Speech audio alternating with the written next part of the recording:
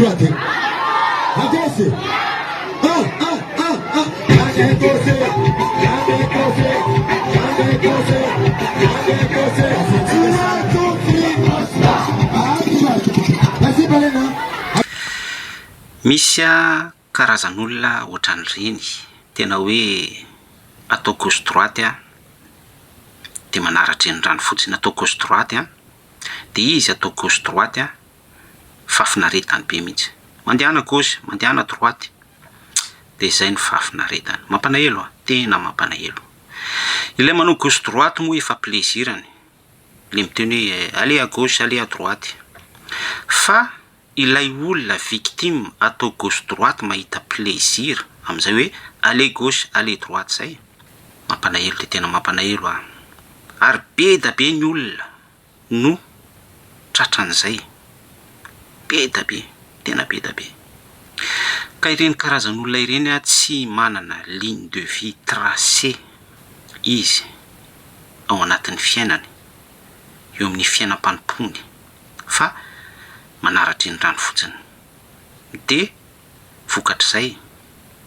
miandry an'ilay ordre gauche droite fotsiny izy dia ao izy no mikatsaka fafinaretana izany ny antony fizarantsika isan'andro isan'ora eto amin'ny pejy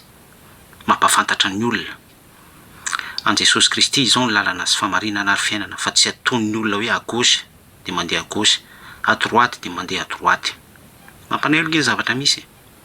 ny mpanao politika manao gauche droite dia izany ny fafinaretan'ny olona amin'izao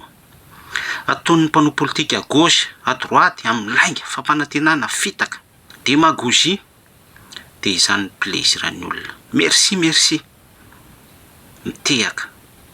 miakila miao daholy gauche droite io à gauche droite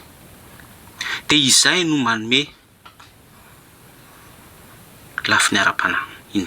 indrisy fataon'ny devoly gauche droite izao taranaka izao izao génération izao fiarahamonina izao à gauche ozy ny démonie dia mandeha à gauche ozy ny devoly à droite ozy ny fanaratsy dia manaratra eny rano satria tsy tafita ilay filazantsara tsy fantatry ny olona izany hoe aza mitsangatsanga aza mamono olona tiavany Jehovah Andriamanitra ao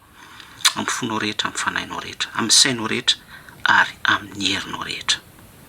tiavany na manao tahaka ny tenanao sy ny sisa be da be ilay ligne de vie